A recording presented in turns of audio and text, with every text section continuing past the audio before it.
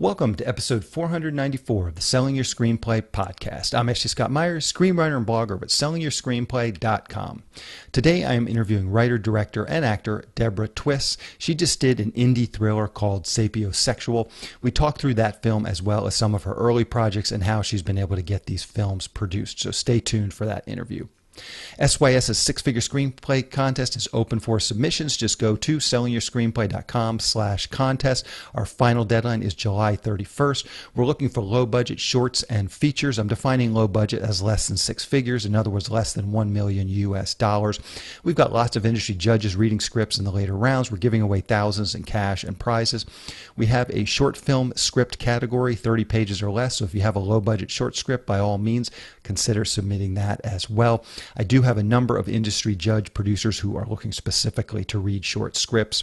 If you want to learn more about the contest or enter, just go to sellingyourscreenplay.com/contest. Also, again, this year we're running an in-person film festival in tandem with the screenplay contest. It's for low-budget films produced for less than $1 million US.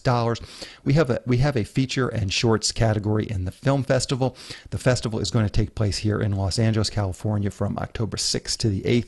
If you produced a short film or know someone who has, by all means, please do submit it. Shorts are easy to program. I can run 2 or 3 or more of them in a block, or I can run one with a feature film. So it's really easy to program shorts, and this is something really to remember if you're a writer writing a short. It's just easy to get some exposure. You're not necessarily going to make money from it, but you will get some exposure. Going to film festivals, entering film festivals, just gets you out there and gets you networking. So hopefully I can create that environment for filmmakers as well.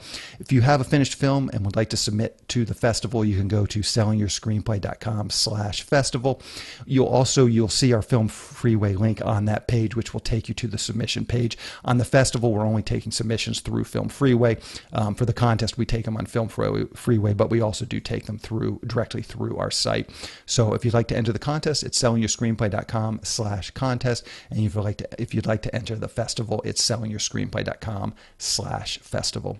If you find this episode valuable, please help me out by giving me a review in iTunes or leaving me a comment on YouTube or retweeting the podcast on Twitter or liking or sharing it on Facebook. These social media shares really do help spread word about the podcast, so they're very much appreciated. Any websites or links that I mentioned in the podcast can be found on my blog in the show notes. I also publish a transcript with every episode in case you'd rather read the show or look at something later on.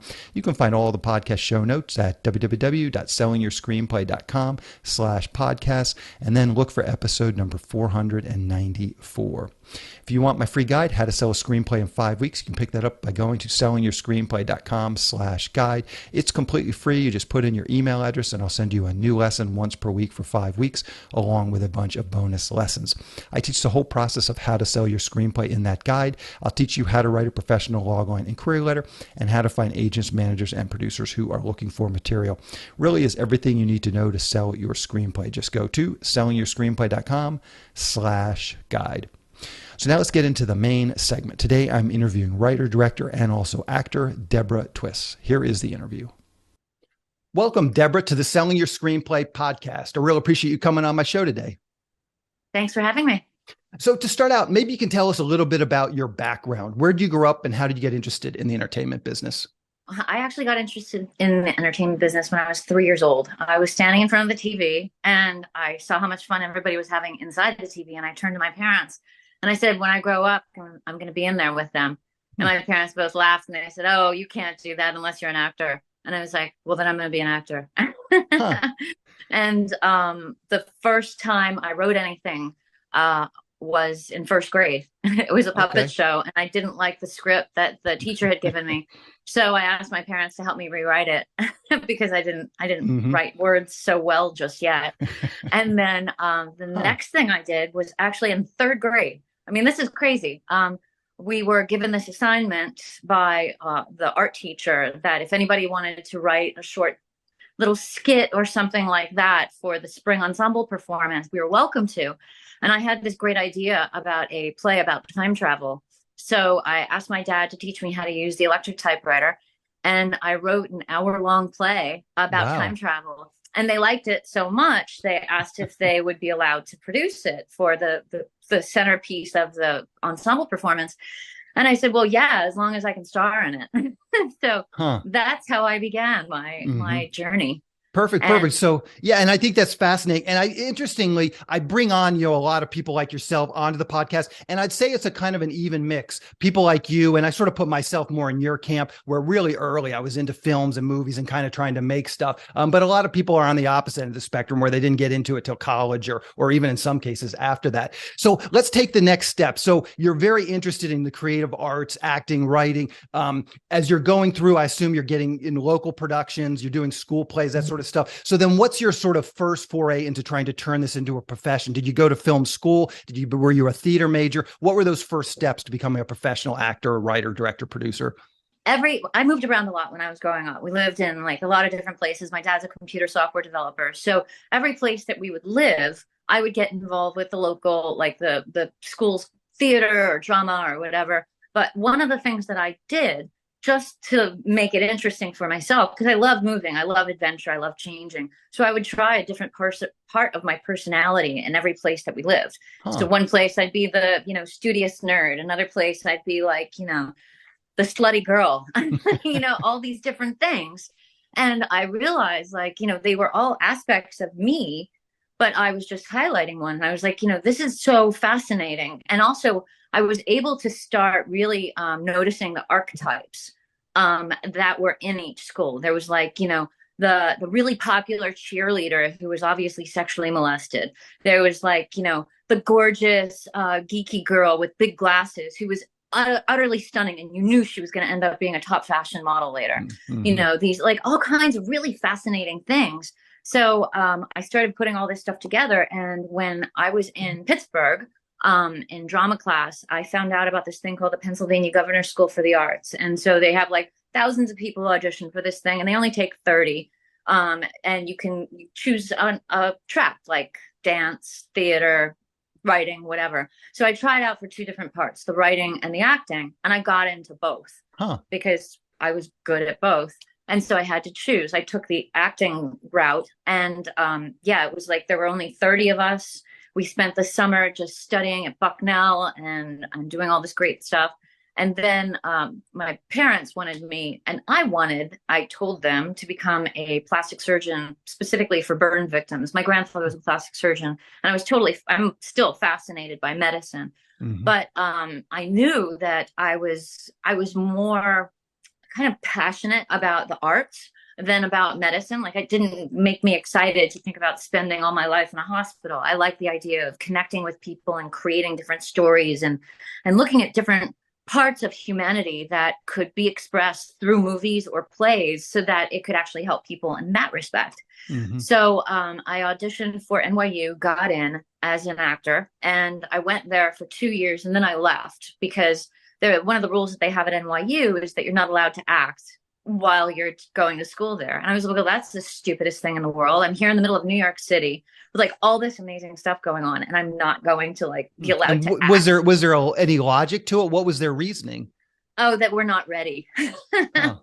Whatever. It's like Yeah. to me, like you can only be ready by getting ready. Like you just do. Like the more you do, the more you become more ready for the next level. So I just said sayonara. I ended up going and studying privately at Stella Adler and the acting studio and these other places. And I took a job with a commercial production studio so that I could learn about the behind the scenes of filmmaking. Because one of the things that happened when I got my acceptance to NYU, my dad was really concerned. And he said, Deb, not many people make it as an actor. So what are you going to do? He's like, I don't want you like, waitressing or driving a cab. And I was like, oh, daddy, if it doesn't work immediately as an actress, I'm going to also be a filmmaker because that's what I know how to do. Mm-hmm. And not that I knew how to be a filmmaker, but I knew how to weasel my way into getting things made as per my third grade experience. Mm-hmm. So that's what I started doing. I started helping get plays produced. And I found I left that commercial production studio. I took a job as a waitress, and I had customers that really loved me. And I would talk to them about the play I was working on and everything else. And this one woman said, well, I would like to invest $10,000 in the play. And I was like, oh, that would be great. And it helped save the play and made it keep going. So I had this like passion born in me that like, okay, so wait a second. If I can use just like the kind of relationships that I naturally get with people to get them to want to be part of this creative journey I'm on, which would then help a lot of other artists. And $10,000 was so easy to raise. Why not go for raising maybe 100,000 and shoot a low budget film? This was the 90s now. So, it's like around the time of Sex, Lies, and Videotape and Sundance being born and all this other stuff. So it just seemed like the logical progression. And then I ended up losing my job at the restaurant because I got cast in another play. And anybody that works in the restaurant industry knows that many of the managers and owners are failed actors. And so if an employee gets a job as an actor, they're not very fond of that and they will just can you. So it was middle of summer and I was like, what am I going to do? And there was this place called Billy's Topless. It was just a cool little old-fashioned type of strip club. And I went in with the guy I was dating at the time. I was like, I think I might do this. I think I might do this just for like a year, just to get by, to get some like stuff going with acting better, buy some better headshots, take some better classes. And I sat and I watched, and like the girls were just half an hour on, half an hour off, no table dances or anything skeevy. And I was like, I could probably do that. I mean, how hard can it be? So anyway, I went, that's a whole other story. I actually made a series that's coming out this summer about that. It's called Crazy Town. I have 7 episodes, 30 minutes each. It's coming out in July through Breaking Glass as well. But it's really funny. And so I ended up using that whole thing to really launch my indie film world. And I found that it was possible through dancing to have much more flexibility, because I could take off for 3 weeks and go to a film festival. I could take off, a month and make a movie or be on, somebody's other project or show or whatever. So, I only wanted to continue for a short time, but because of the situation I was in, the guy that I was with needed me to support him while he edited our movie, and he was writing. So I begrudgingly agreed to it until finally I couldn't take it anymore. I left him, I left dancing. And that's when my real career, as everything else, really began. I married a guy who was really supportive, always told me, I believe in you, anything you can do, I know you can achieve it. And, he's like, you've got the ability, you've got the talent. Where prior relationship did not encourage me to do much of anything except, be the slug that would go and make the cash to support somebody else's dream.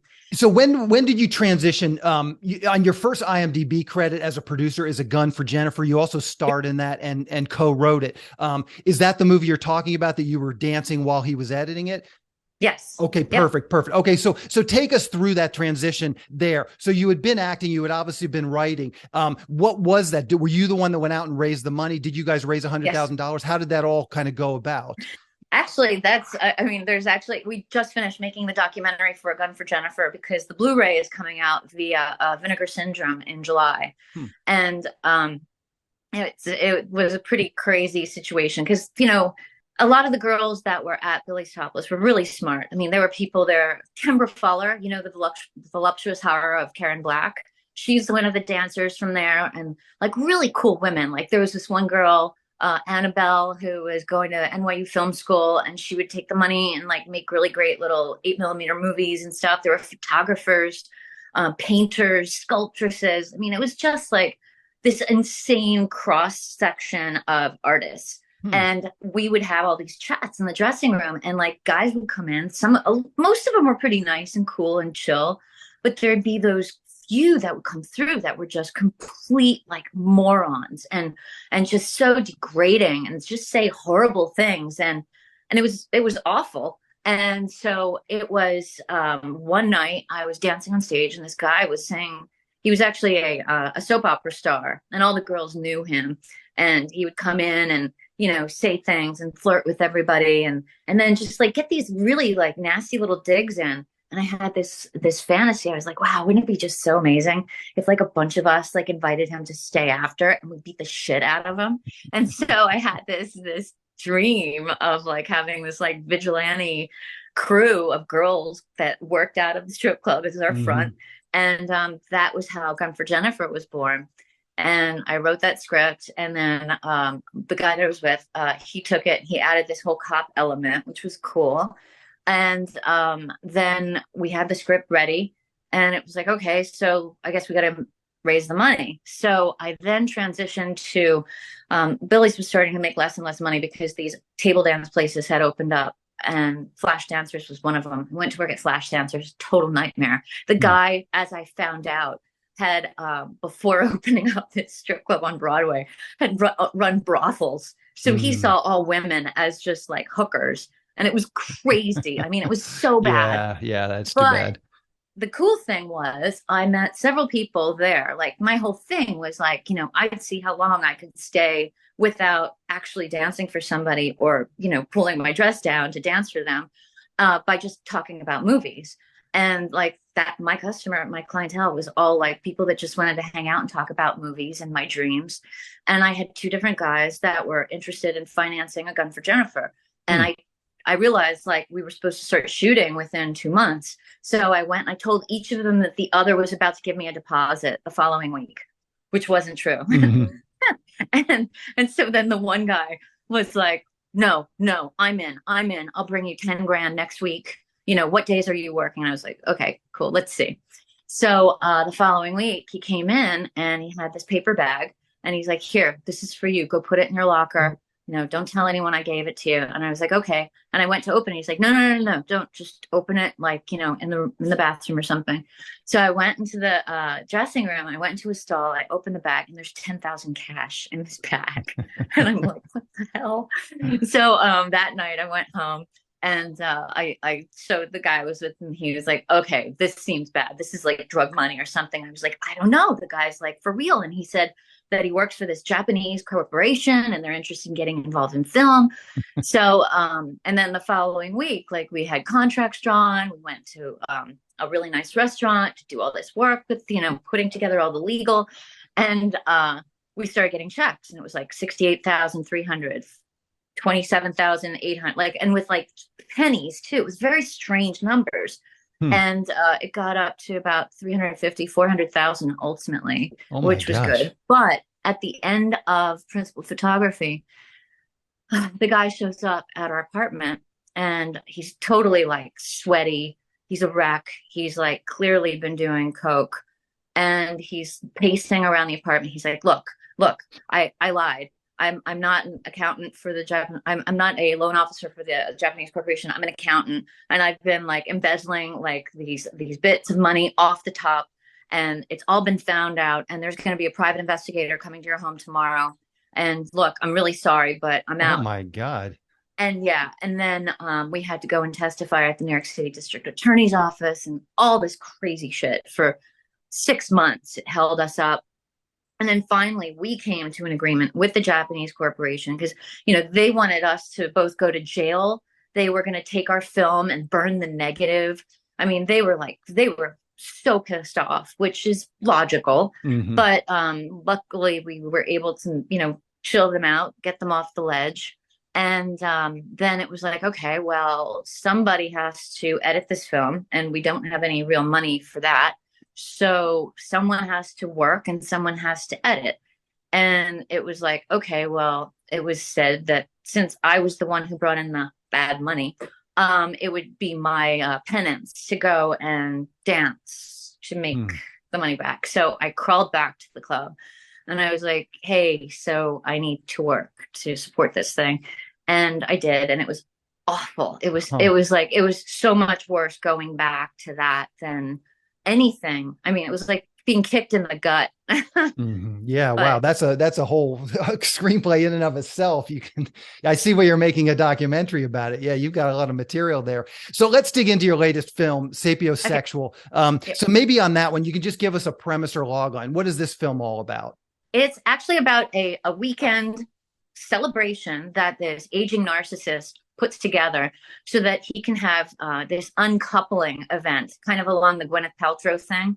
that she did, uncoupling. So this And narcissist, explain that to me, because I saw that in the description, but I'm actually not up on that. What does that mean, uncoupling? it's like a breakup, but it's supposed to be an amicable split where I everybody see. just smiles and goes their separate ways. And there's even things. There was this crazy thing that was on Facebook a few years ago, where people were having these unmarrying ceremonies. So they would bring like a bunch of people that had been to their wedding to this event where they would make vows that they are separating, and they would walk separate directions, and it was Mm-hmm. crazy. And I thought that's such an interesting thing. Mm-hmm. So in the film, it's about this guy who's a narcissist, and he has two people that he was sexually involved with when they were much younger. The woman, he ended up getting involved with her again. And so it's a massive event where he's saying goodbye to both of them and going to be cutting ties. But little does he know that it's actually being turned on to him. Hmm. And what is sapiosexual? It's a term that you hear out there, but what does that actually mean? What does it mean to you, and what does it actually mean? It's about when people are actually attracted to each other based on intellectual stimulation. Gotcha. And how does that play into this film? What is that? That's sort of the theme of it. Yeah, because everyone in this has like a lot of deep thinking and a deep planning and plotting. I mean, they're all con artists of a sort, and it's like the con that has brought them all together. So you went to one of these uncoupling weddings or unwedding ceremonies. It sounds like that was part of the idea, but where did this idea come from? Was there some sort of a genesis, some sort of a seed in addition to what you just Yes. described with that? Let's hear Absolutely. about that. My best friend from college, a few years ago, wanted to start writing short stories, like short erotica. And she had this really cool little, like 5-page thing that she wrote about these three people that get together for a weekend at the beach. And it's like a woman, a younger guy, and an older man. And she said, if you ever want to turn this into like a short, you're more than welcome to. And I thought, oh, this could be such a like beautiful short, like done really well with black and white. And then I started to look more at it. I was like, wait a second, though. Like, I'd want to know why these people are there and where they came from and all this other stuff. So I just started to build a 3-act structure around it, Mm-hmm. and give reasons to like what people were doing, why they were doing it, and then add the little twists in. I love one of my favorite screenwriting books ever of all time is Sid Field. Like, I love his basic structure. It's so genius. It's so perfect. And you could take virtually any really well done film or story and just hang it on there and like see the points. It's crazy. So, I always use that structure as my basis. So, I'll lay out a giant timeline with, 8x11 sheets of paper. Like, I love doing something first by hand with pens, and I lay it all out with the timeline, with the places where things happen. And then, then like different structures underneath about what this character is going through, what that character is going through, and how they interweave with each other. And that's basically how this all came to be. And what is that? So talk about that process. That's before you actually open final draft and start cranking out script pages. You're doing these index cards. You're doing this sort of outlining. How long do you spend on that? And then once you're ready to start writing, how long do you spend on the actual writing? It's crazy. I mean, I always say this too. I'm like, I don't write, the story writes through me. Like, to me, I literally feel like a portal opens in the top of my head, and like the ideas come through. And then, so the actual process of putting down the bones, the structure with my paper and my pens, that usually only takes about a day. Really? And then I'll go in the next day, after. I believe in meditation and metaphysics and the quantum field and all this stuff. So like, I'll wait until I get like very direct downloads about what happens or different ideas. I've a bunch of dogs. I have 11 little Chihuahua mixes that are all rescues.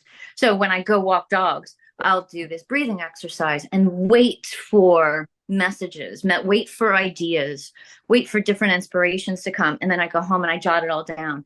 And then when I'm actually down to writing, generally it takes about a week for me to do a 90-page script. Hmm. And what does your development process look like? So once you crank out that first draft, that 90-page draft, what do you do with it next? Do you sit there and rewrite it yourself for a while? Do you have some trusted actors, directors, producers that you send it to get notes? What is your development process? I go through about 2 or 3 processes, like of going through it, making notes, seeing like what's working, what's not. A lot of times, I throw everything at the wall. I throw everything into a scene, like all the dialogue. And then it's like, okay, well, it's show, not tell. So let's see where we can get rid of some of these lines and have it more about like, the camera movement or an extra beat on somebody's face, or, just watching the way somebody walks across a room, that kind of thing, like writing that stuff in. So that's the process. Like, yeah, the first one is just like kind of vomit it all out, and then start to refine, and then refine again, refine again, refine again. And it's usually by about like the 4th revision, and each of these steps I go through very quickly, because I feel like if I linger too long, I lose the train of thought of the film. So you know what I mean? So it's like, I like to read through it as if I'm watching the movie, because I feel that's the thing that helps me. And I just jot things down as I'm going through, as if I'm watching a film that has mistakes in it. And so probably by about the 4th or 5th draft, that's when I send it to, lately I've been working with Breaking Glass a lot. So I send it to them, they do coverage, and then we go from there. Gotcha. So let's talk about that. So it sounds like you had a relationship with Breaking Glass before this film. So what does that look like? Did you produce the script? Did you produce an outline, get some feedback? Did they fund it? Did they give you a letter of intent or some sort of, minimum guarantee? How does that go about? Just take us basically from script to screen now. Well, first of all, I had a movie that they acquired back in 2013, A Cry from Within, which I then recut into a director's cut called Sebastian. That's out on Tubi. And that's a script that I wrote about a haunting that we experienced at a brownstone that we lived at in Brooklyn. And it's done very, very well for Breaking Glass. So, and over the years, especially during the pandemic, I spent a lot of time talking to Rich Wolf. We would talk about like movies and what's going on, and like the changing landscape of, VOD and AVOD and all this other stuff.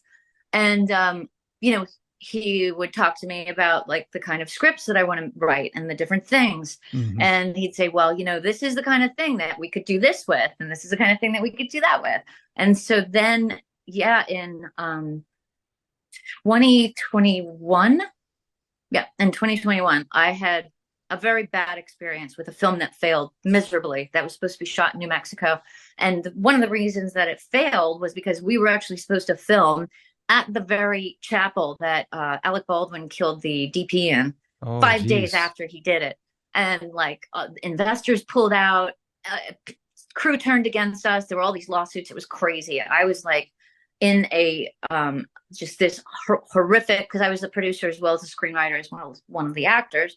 And it felt like the whole world was crumbling around me. And Rich knew what I was going through.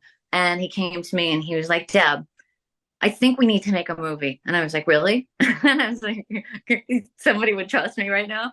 And he was like, yeah, I think that would be good for both of us. And I was like, okay, what? And he's like, well, tell me what you got. And so I told him about Sapiosexual, and he loved it. And he was like, let's do it. Let's get going. Let's do this. And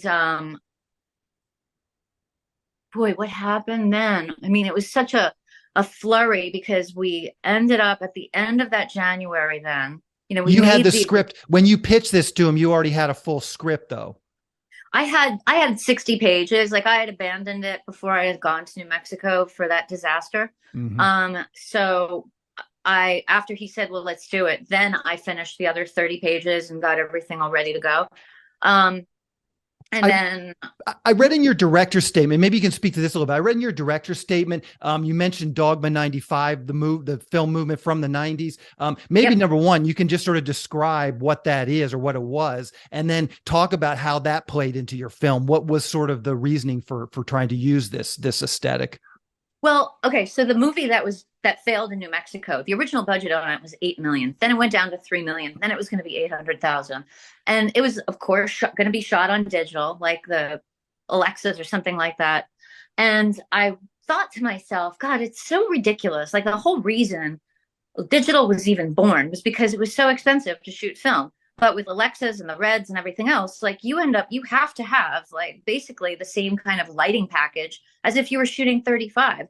So really all that you're saving as a producer is on development costs, developing the actual negative and that kind of thing. So it's like, wait a second, why was digital born? Digital was born because of Dogma 95. It was supposed to be this movement that would put the ability for indie filmmakers to back into our hands, the power to actually get a movie made without having to go out and raise, hundreds of thousands or millions of dollars. And, I just thought to myself, at this point, I'm ready to just go back to square one. Like, who am I? I'm an indie filmmaker. I write stories that are not going to be like Disney favorites or anything like that. I want to do things that are about like, the dark inside soul of humanity. And, that might not necessarily be something somebody wants to put up $1 million for because it's a risk. So, I thought, okay, well, why don't we do this? Why don't we start making a bunch of films that honor the original intention of digital filmmaking, which was Dogma 95. You film and film and film. You have 2-3 cameras going at the same time. You do something that has, there are a couple rules. Like you have to have a great script. You have to have amazing actors. Everybody has to get along really well. You have a very tiny crew and you use as much available light as possible. Like even like we did a ton of stuff with candles. Like instead, they're not real candles. They're the kind, luckily now what exists that didn't in the 90s, as far as I know, are these candles that look just like candles, but you just like flip a switch on the bottom. They're battery powered and they'll go forever. And there's no continuity issue because they don't melt. And, I was like, okay, well, this is the thing with the script too. I wrote it for Dogma 95. So it could be filmed during a blackout where it's all by candlelight, a la Celebration, which was done all by candlelight. So, and the great thing is, digital now, even just the most basic digital is so much better than it was back in the 90s. I mean, I did a film on the Sony VX1000 and it's like, what? That's like, there's the shittiest iPhone available or other smartphone shoots way better than that. It's crazy, So, I was really excited to do this and just dive in full force and, get a movie made. The great thing is we shot it in 5 days. And because we were shooting with 2 and 3 cameras and, it was a lot of everything is scripted. But then I encouraged everyone to also improvise because I wanted the actors to really kind of feel that creative bliss that comes from, connecting and then going beyond, like really stepping into the character fully so that you could enjoy it and savor it and feel like you left everything on the floor, What does that actually what does a crew when you're running a low budget crew with 3 cameras look like? Do you actually need, like you have 1 cinematographer and then 3 ACs running the cameras? Do you have 3 how does it, like how many people do you actually need to run 3 cameras? You have 3 cameras with 3 people on the cameras. And, I basically work with one of my main guys to like have him tell them what to do. There are no ACs. There were no ACs. There was like a girl that would, boom and do the slate. I think we were only about a 4 or 5 person crew. Okay. Yeah, that is amazing. So so I've always been fascinated with the Dogma 95, and it seems to have just sort of disappeared. But I totally agree with your premise that there's still a lot that could be gleaned from it. But I don't know, maybe some of that's moved on to like TikTok and YouTube, where those people are shooting with natural light. It's a lot of handheld. So maybe that's where some of that aesthetic has gone. Maybe, but I think also like one of the problems that happened in the 90s is that like the idea of an indie film director as a movie star, because like that's, it's like, ooh, I'm going to become a director and get famous. That's what started to happen to a lot of people. So a lot of these people come along and they're like, okay, I'm going to make my indie film and I need $1 million because I'm who I am. It's like, well, did you ever make anything before? Like, well, no, but I know it can't be made for less than $1 million. It's like, really? Well, how many budgets have you actually made? How do you know how to run a set? And, I think that's one of the problems that has occurred where, people are looking at making films is more about a way of getting famous than about actually creating an art, a piece of art, a work of art that says something that, people should, to me, when people come in and they watch something that I've created, I want them to go through some sort of process where at the end, they've got other thoughts in their head and they're examining and they're going back over the thing and they're like, well, wait a second, but if this means that, then what does that mean? And how does that apply to my life? And oh my gosh, do I know somebody like that? Like all these things, like, I want to create things that make people think. I really do. Yeah, for sure. Well, Deborah, this has been a great interview. Lots of great information. I really appreciate your transparency on all of this stuff. I just like to wrap up the interview by asking the guests if there's anything they've seen recently that they can recommend to our mostly screenwriting audience, anything you've been watching that you think is pretty good, HBO, Hulu, Netflix. Succession. I just got chills. I love it so much.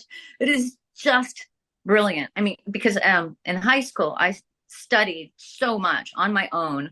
Instead of going to the lunchroom, I would sit and I would read the works of Shakespeare and all of the Tennessee Williams plays. And Succession is so Shakespearean in the structure, the way the characters are. Just genius. It's like the absolute perfect translation of the Shakespearean concept to film. Beautiful. Absolutely brilliant. Perfect. Yeah, I haven't checked that out, but that's a good recommendation. How can people see Sapiosexual? Do you know what the release schedule is going to be like for your film?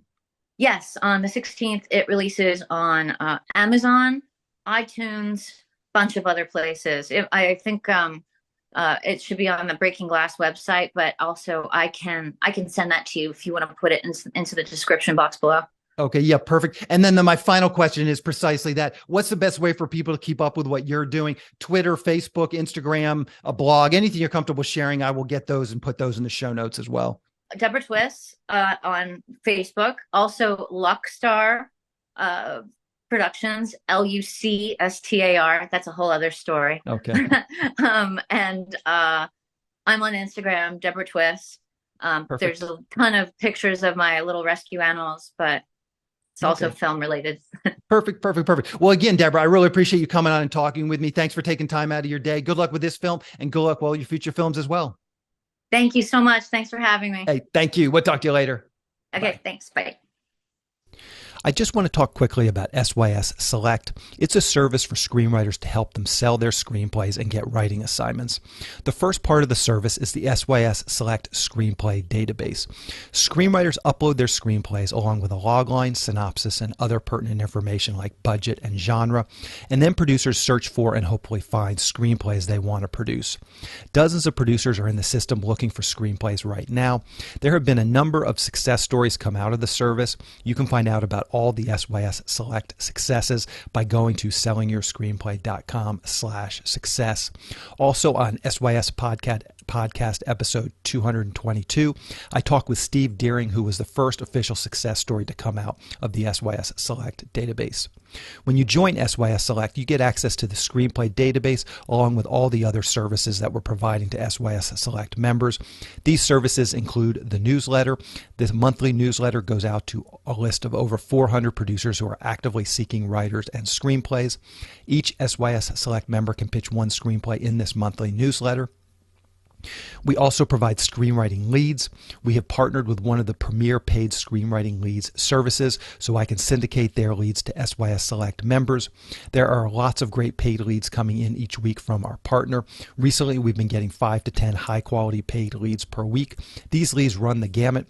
There's producers looking for a specific type of spec script to producers looking to hire a screenwriter to write up one of their ideas or properties. They're looking for shorts, features, TV, and web series pilots, all types of projects. If you sign up for SYS Select, you'll get these leads emailed directly to you several times per week. Also, you get access to the SYS Select forum, where we will help you with your logline and query letter and answer any screenwriting related questions that you might have. We also have a number of screenwriting classes that are recorded and available in the SYS Select forum. These are all the classes that I've done over the years, so you'll have access to those whenever you want once you join. The classes cover every part of writing your screenplay, from concept to outlining to the first act, second act, third act, as well as other topics like writing short films and pitching your projects in person. Once again, if this sounds like something you'd like to learn more about, please go to sellingyourscreenplayselect.com. Again, that is sellingyourscreenplayselect.com. On the next episode of the podcast, I'm going to be interviewing Cal Barnes, who was on the podcast in episode number 290. So check out that episode if you haven't already. In that episode, he talked about his background in making the move from Portland and getting his first feature film off the ground. Next week, he returns to give us an update. His feature film, The Asteroid Experience, is now finished, and he has a lot of insight into making a low-budget film. He shot the film on an iPhone. I find this fascinating. It's actually something I'm considering for my next feature film as well, something that we do dig into, along with all the ways he just was able to put this film together. Really just a guy, again, just out there making things happen for himself. So lots of insight from Cal next week. Keep an eye out for this episode. That's the show. Thank you for listening.